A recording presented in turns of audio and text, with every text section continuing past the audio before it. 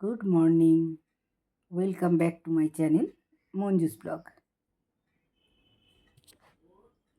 এখানে দেখছো, এটা হচ্ছে আমার মেজো বোন। বেচারা পা ভেঙে বসে আছে, জানো তো। তোর বাড়িতে কেউ নেই বলে আমি ওকে নিয়ে এসেছিলাম আমার বাড়িতে। আজকে 25 দিন পর মায়ের বাড়িতে চলে গেছে ও। চলে যাওয়ার পরে আমার খুব মনটা খারাপ হয়েছিল। তাই দেখো, মায়ের এখানে শুয়ে আছে। আর এখানে দেখো, আমার মিষ্টিকেও আমি নিয়ে গেছিলাম আমার মায়ের বাড়িতে। ও আমার বোনের কাছে থাকতে ভীষণই পছন্দ করে। আর এখানে দেখো, দাদাভাই কিছু ক্যাডবেরি এসব নিয়ে এসেছিলো। 2 ঘরের জন্যই আনে, যখনই আনে। আমি তো একা খেতে কোনো দিনই পছন্দ করি না। আমার একটুখানি জিনিস আমি সবাইকে ভাগ করে খাবো, এটাই আমার মায়ের শিক্ষা। এটা আমার বাবা মা এটা বলতেন। তো যাই হোক, এখানে দেখো দাদাভাই কিছু গিফট নিয়ে এসছে। কারণ আজকের দিনটা মানে 13 জুলাই ছিল রবিবার। আমার ছিল ম্যারেজ অ্যানিভার্সারি, বিবাহবার্ষিকী। তা প্রতি বছরের মতো এবছরও দাদাভাই আমাকে একটা কিছু না কিছু গিফট দেয়। তাই এবছরও দিয়েছে। কিছুদিন আগে আমি একটা ইমিটেশনের আংটি এনেছিলাম, জানো তো। আমি পরেও ছিলাম আংটিটা, ওটা আমার খুব পছন্দ হয়েছিল ডিজাইনটা। তো দাদাভাইকে আমি বলেছিলাম যে দেখো আংটিটার ডিজাইনটা কী সুন্দর। তো দাদাভাই কখন ওই আংটিটা নিয়ে আমার জন্য একটা আংটি বানাতে দিয়ে এসেছিল। তো আংটিটা আমার খুব পছন্দ হয়েছিল।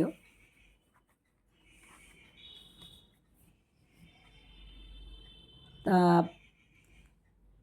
ওই দিনকেই আংটিটা নিয়ে এসেছিল। এখন বিবাহবার্ষিকী বলতে গেলে কি বলো তো, সোনার দাম তো প্রচুর, সবাই জানো, খুবই বেড়ে গেছে। তবুও যাই হোক, ছোটো হোক যাই হোক, একটা সোনা তো হলো। আর এখানে আর আমি না অনুষ্ঠানে আনন্দ করতে খুব পছন্দ করি। দাদাভাই বলেছিল কিছু করতে হবে না, ছেড়ে দাও। কিন্তু আমার মনটা না ভালো লাগছিল না। আমি ভাবলাম না, একটু আনন্দ করাই যাক। তা আমি সেদিনকে কী করেছিলাম,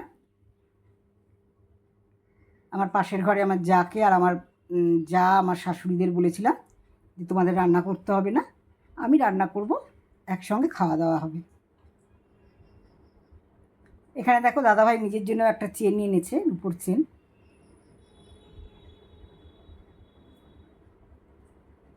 চেনটাও বেশ ভালো।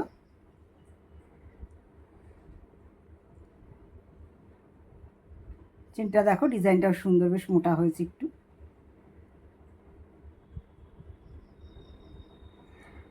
আর যাই হোক, আমি এবার রান্না করেছিলাম। দেখো, সেদিনকে রান্না করেছিলাম, মাংস করেছিলাম। আমার খুব ভালো লাগে কোনো অকেশানে, ছোটো ছোটো অকেশানে এগুলো দেখো, এইগুলোকে যদি মন থেকে মুছে দেওয়া যায় মুছেই দেওয়া যায়, কিন্তু ধরে রাখলে অনেকটাই ভালো লাগে। তা আমি চেষ্টা করি এই দিনগুলোকে একটু নিজের মতো করে আনন্দ করতে। তো আমি নিজের মতো একটু রান্নাও করেছিলাম। আর সবচেয়ে বড় কথা, কোনো জিনিস সবাই মিলে খেলে খুব আনন্দ লাগে, এটা তো জানোই। আমার বোনেরাও কিন্তু আমাকে ছাড়বে না, জানো তো। আমার বাপের বাড়ির লোকেরাও বলে রেখেছে আমরাও কিন্তু তোকে ছাড়বো না। বললাম ঠিক আছে।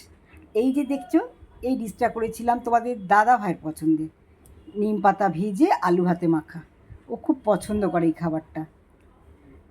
আর এখানে আমি করেছিলাম চাটনি, মাংস, পাঁপড়, কাঁকরোল ভাজা, পটল ভাজা, এই আর কি করেছিলাম, আর কিছু করিনি। আর এখানে দেখো, আমার এক বান্ধবী আমার জন্য গিফট মানে কিনে রেখেছিল। আমি যেতে আমাকে সারপ্রাইজ হিসাবে দিয়েছিল একটা নাইটি, আর দাদাভাইকে দিয়েছিল একটা প্যান্ট।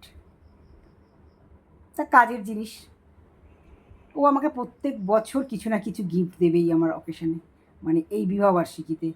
এই দেখো আমার মিষ্টি সোনা চুপটি করে বসে আছে।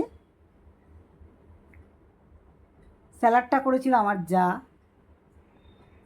খুব সুন্দর করে সাজিয়েছিল। আর এখানে পরিবেশনের দায়িত্বটা ওকে দিয়েছিলাম, বলেছিলাম তুমি সবাইকে খেতে দেবে। কারণ দেখবে, নিজে রান্না করলেও কেউ যদি খেতে দেয় না, পরিবেশনটা করে না, ভীষণ আনন্দ লাগে।